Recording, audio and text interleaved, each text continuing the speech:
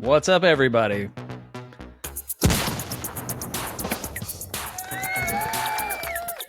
What's happening, everybody? The Longevity Game Podcast is on the air.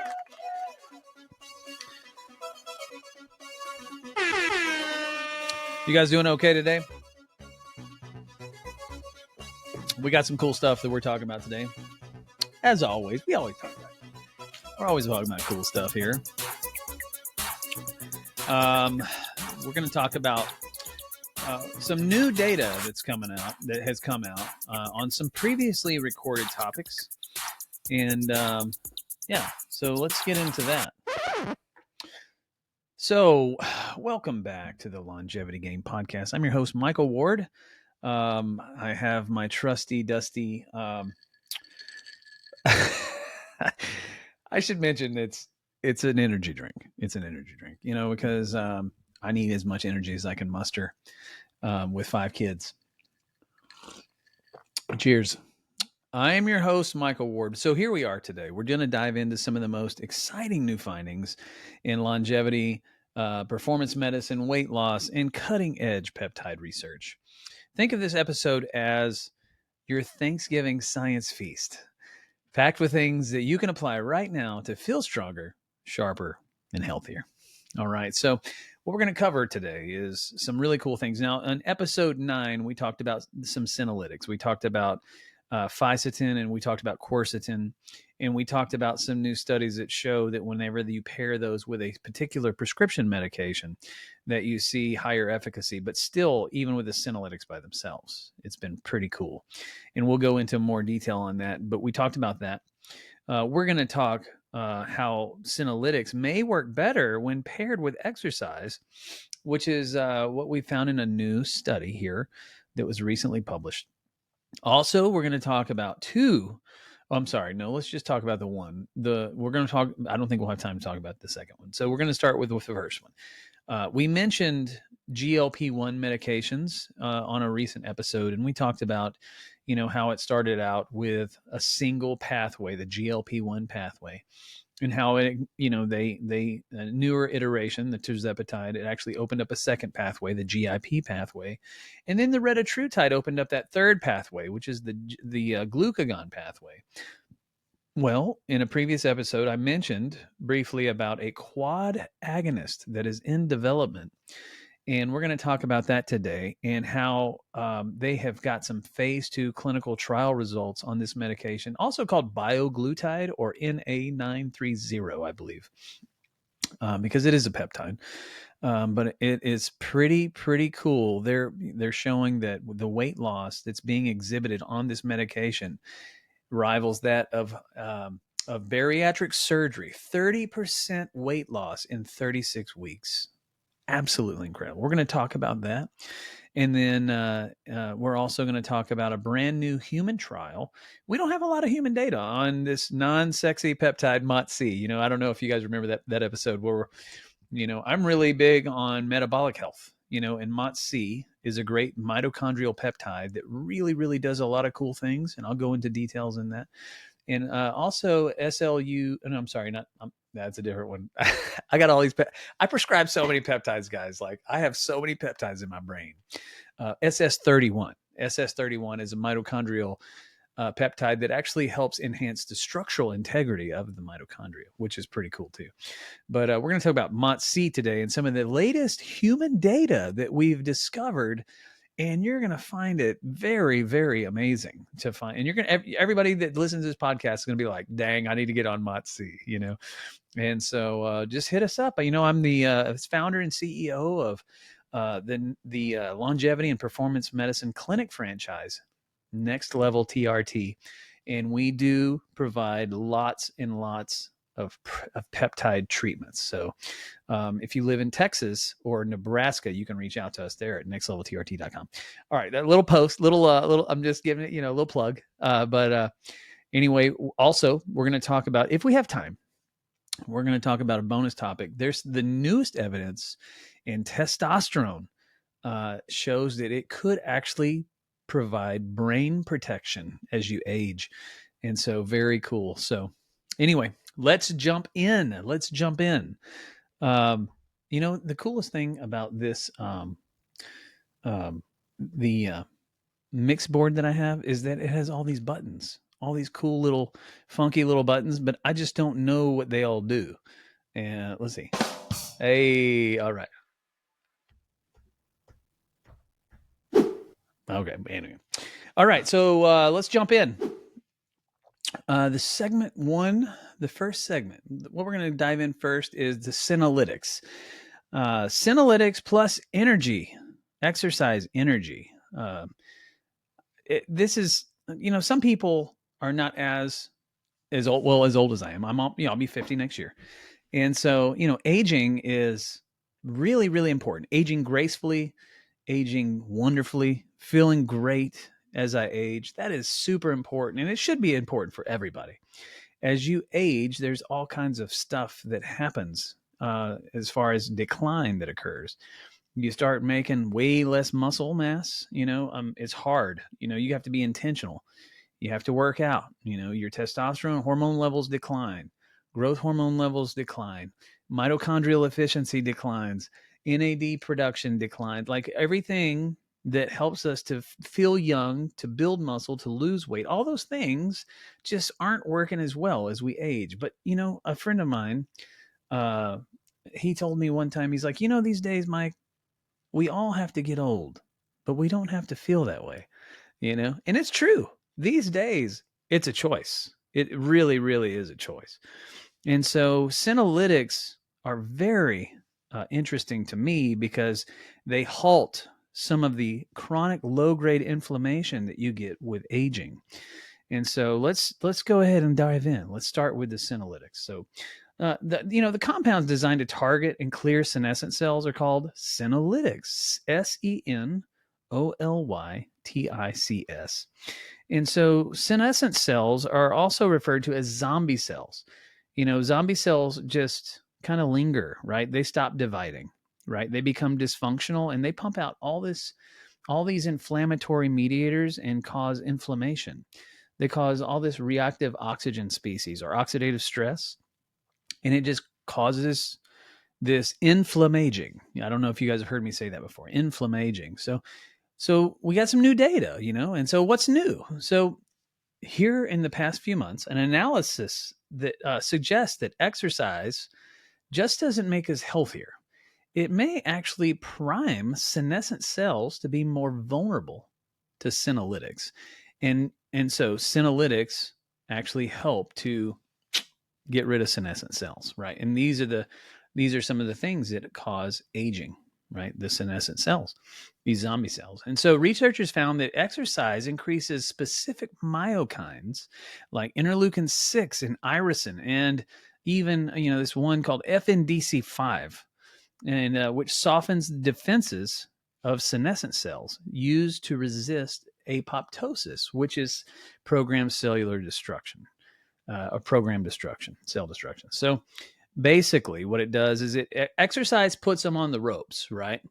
And then the senolytics knocks them out, and so um, we're finding that the combination of exercising and senolytics has really been shown to lessen the effects of aging and this inflammaging that occurs from senescent cells, right? These zombie cells.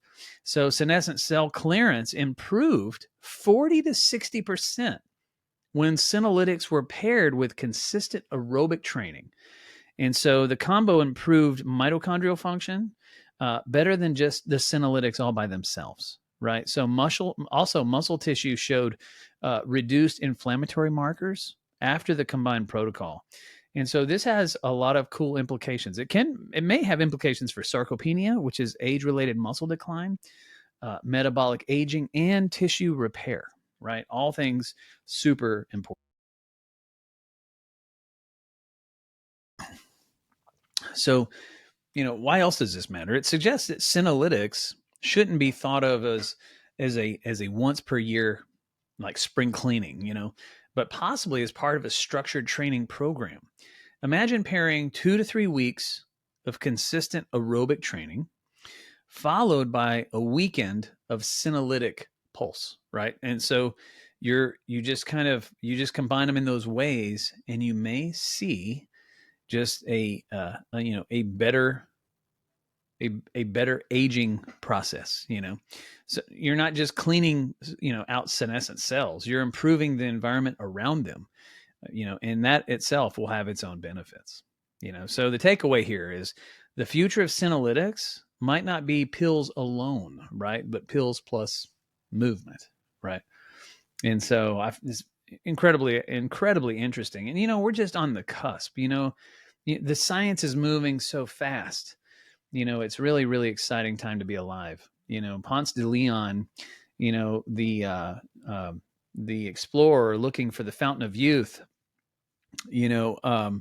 hundreds of years ago, we're finally getting to that point where it's not actually a fountain, but it's just this constellation of things that just seem to work. And as we just dial in the science, as the next few years, pass, I'm really, really excited about the things that are coming down the pipeline. So, and you should be too.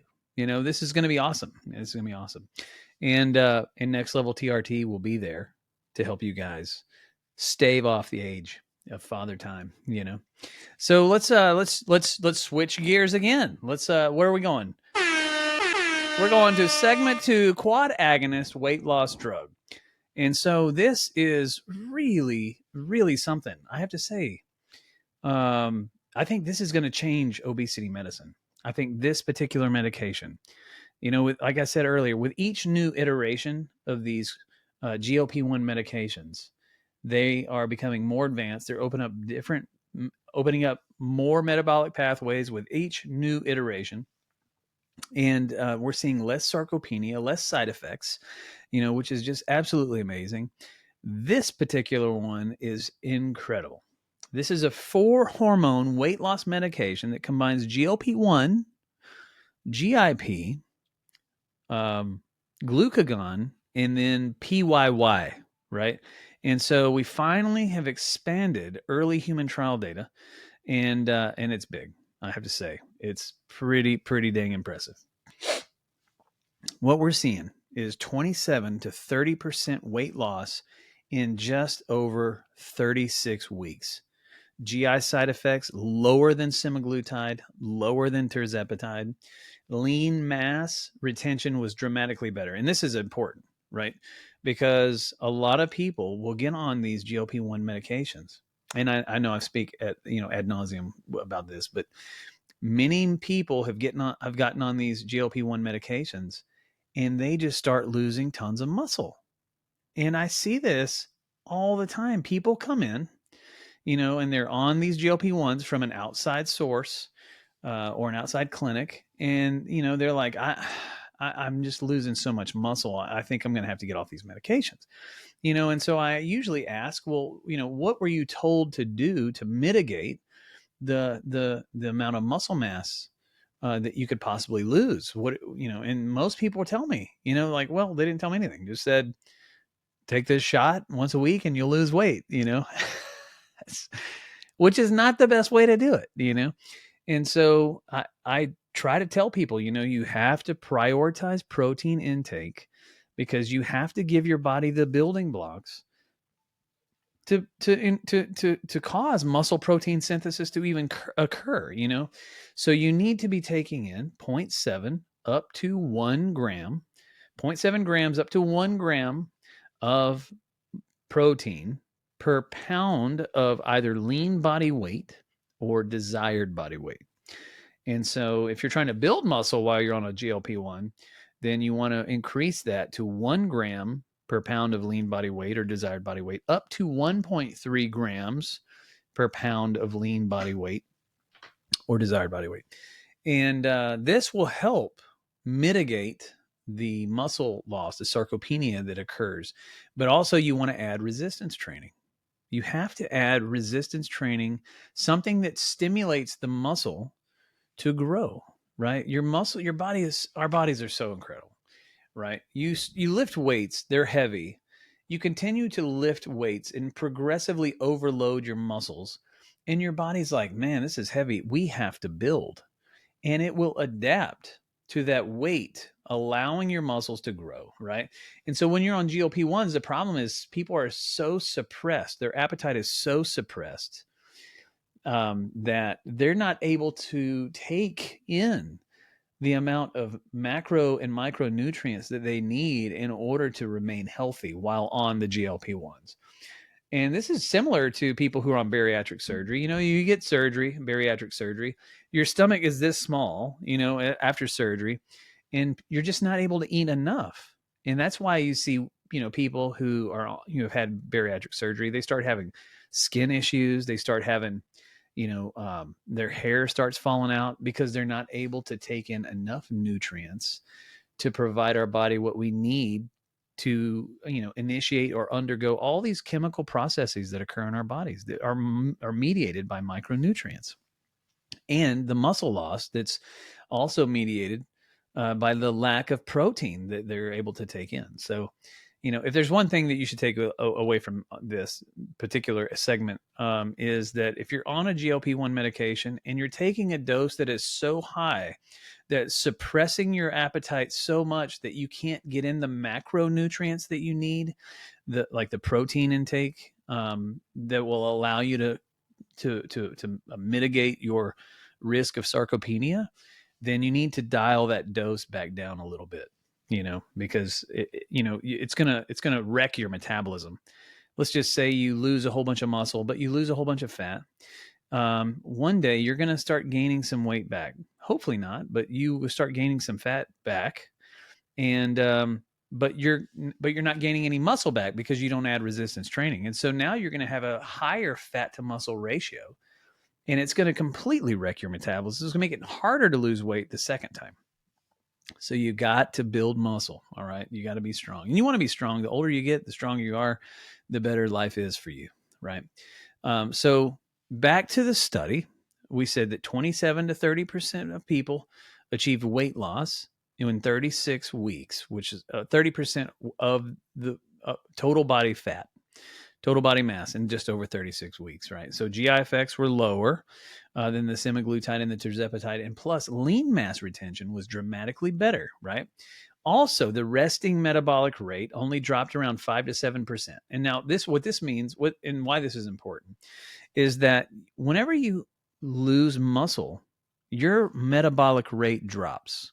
And you can see this in these bodybuilders that have just massive amounts, like slabs of meat on their bodies. They have much higher metabolism and can burn more fat at rest than most normal people because of all the muscle mass.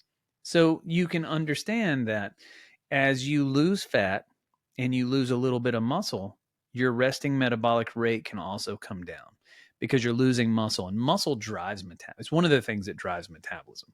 So the resting metabolic rate on this medication, bioglutide, only dropped on average 5 to 7% compared to 15 to 25% in other medications, which is really cool. And as a bonus, there is another medication that they're looking at that they're pairing with GLP-1s, and that is bimagrumab and a myostatin inhibitor, which is, we're seeing great results from that. No fat loss. I mean, no muscle loss at all. I think it was 99% of the weight loss in that trial, in that study, was just fat, and they're building muscle, so that's actually a cool medication too.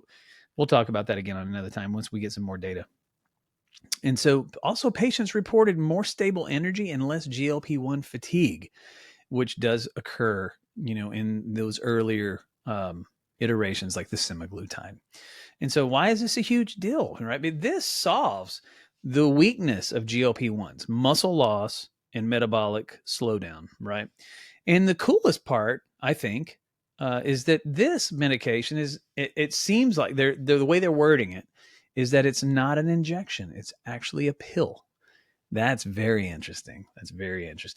This quad agonist uses glucagon and PYY to offset both of the muscle loss and the metabolic slowdown, right? And so glucagon increases energy expenditure, fat oxidation, and thermogenesis. And this works like awesome. I've noticed this personally in the medication retatrutide, because it works, again, like I mentioned, on the the GLP-1 pathway, the GIP pathway, and the glucagon pathway. And that glucagon pathway it just changed the game. Increases energy expenditure, like I said, increases fat oxidation, and it increases thermogenesis, which is, I mean, it's been absolutely incredible. PYY provides satiety, but without killing the desire to just move around, like it doesn't take it doesn't zap your energy, right?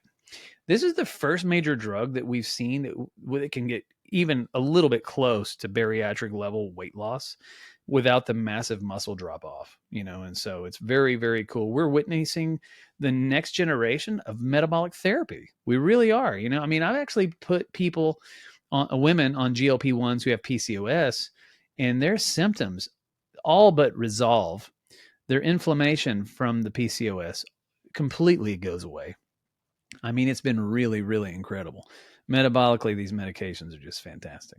So this could become the preferred option, for individuals wanting big weight loss results without sacrificing performance, strength, longevity, or, the risks that come along with surgery, So anyway, very cool. Very cool. I'm really excited about that.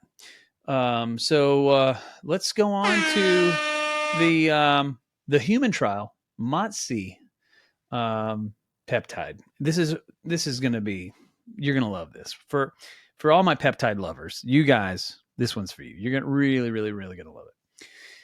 So a randomized placebo-controlled human study on MOTS-C was just released here in the past few months. And the focus was on adults age 45 to 65. So definitely in my age group. And the results are some of the strongest that we've seen so far. So we've known that MOTS-C as a mitochondrial peptide, right? So it's actually derived from your mitochondria, with effects on metabolism, exercise capacity, and cellular stress resilience. But the human data on this has been really, really limited until now. And so that's really exciting because, all these peptides do so many great things, but there's a lot of limiting data, and because of it, the FDA is like, well, I don't know, there's just not enough data out there, to support whether or not this is a good idea, and so having more data is always really, really helpful. And so MOTS-C is such a great peptide. I'm really, really excited about, this study. So in this study, it showed that insulin sensitivity, which is your body's ability to be sensitive to the insulin. People who have type 2 diabetes are insulin insensitive.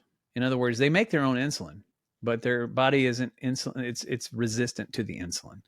And so you're not able to carry glucose into the cell, and it just, it causes problems, type 2 diabetes, And so insulin sensitivity in this human study showed that it was increased by 18 to 22%. That's almost a quarter, right? I mean, it's really, really awesome.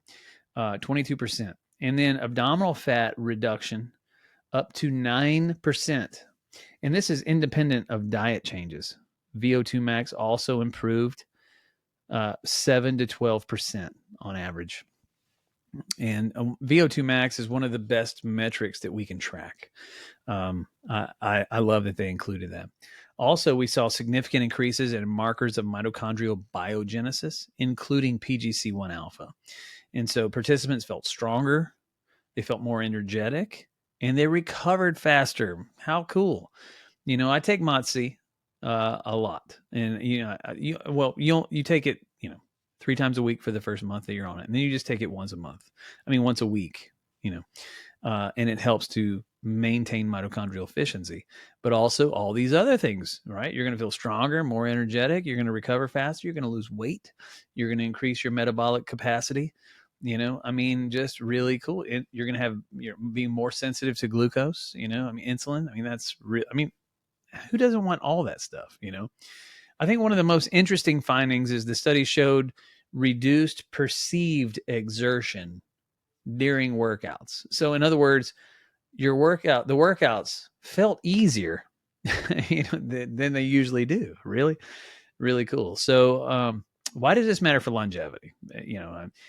MOTS-C, it supports mitochondrial resilience, metabolic flexibility, and exercise performance, right? These are the three pillars of aging well. You want all three of those things. Mitochondrial resilience, because their mitochondria are the powerhouses of your cell. You want them to be structurally in good shape, right? You want them to be metabolically in good shape. They create energy, ATP. You have to have ATP. And when they're bad, they produce all that chronic low grade inflammation that I was telling you about. So mitochondrial resilience, you want that. You want metabolic flexibility, and you want great exercise performance. I don't know why it's doing that. And you want exercise performance, right? These are super important. And so MOTS-C delivers on all three of those. And so very, very cool. So some people ask me, what's the difference in MOTS-C and SS31? And as I mentioned earlier, SS31 is a little different, but it is a mitochondrial peptide. So MOTS-C is more metabolic and performance driven, whereas SS31 it's more about mitochondrial membrane protection, because what it does is SS31 targets cardiolipin, which is a structural component of mitochondria. And so it helps to really strengthen the mitochondrial membrane, right? And so SS31 works on the hardware, MOTS-C works on the software, basically. So they both matter, but in different ways, right? So takeaway. The takeaway on this segment here is this new data gives MOTS-C a real credibility. It gives like really, really credible. It gives it a lot of really, really strong credibility because, again, we haven't had a lot of human data in the past, right? And so as a longevity and performance peptide, this is going to be it's going to be hard to, to not think of MOTS-C whenever you want to have all those things we talked about, right? MOTS-C is the only peptide that I know that does all those things that we discussed. And then for middle-aged adults like me, wanting more energy, wanting fat loss, and wanting better workout capacity, this is a no-brainer. All right. Well, so we're let's see, where are we at? We're 27 minutes. We're pushing 27 minutes. Okay, we have a bonus segment here. I'm going to talk a little bit about TRT, testosterone replacement therapy, and brain aging. Since we have time, let's just briefly go over this. This is just a slight update, and it's especially relevant for my men out there who follow the podcast. A new meta-analysis examined testosterone therapy and its effect on white matter hyperintensities. And what that is tiny lesions in the brain associated with aging, cognitive decline, and vascular damage. And so the study found a significant reduction in the progression of these lesions in men on TRT compared to men who are not.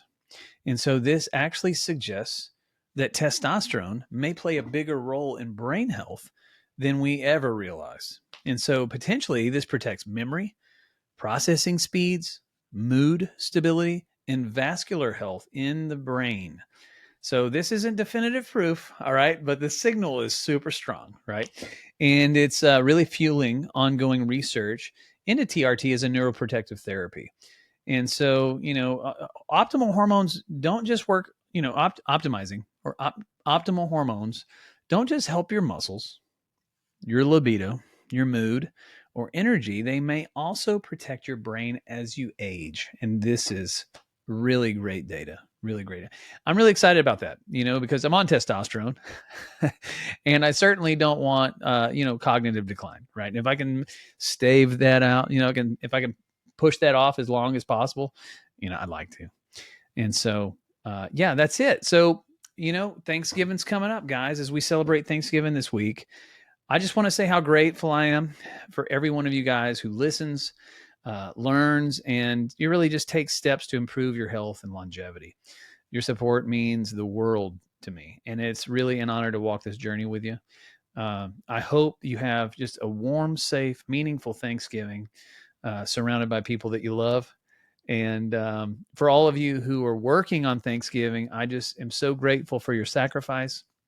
I've been there years and years and years, just working on holidays, and I always hated it but it was just part of the job, So for all of you out there who are having to work on Thanksgiving, I appreciate you keeping this whole thing going.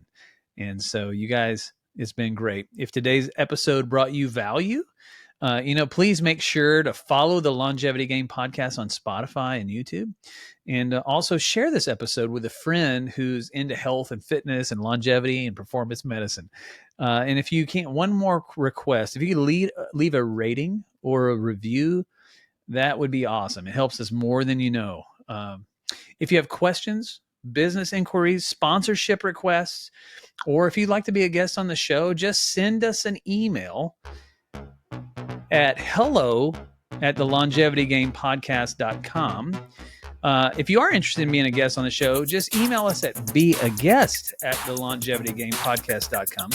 And if you're interested in supporting the show or sponsoring the show, email us at sponsors@thelongevitygamepodcast.com.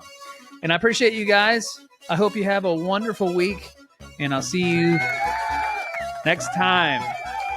Until then, go long.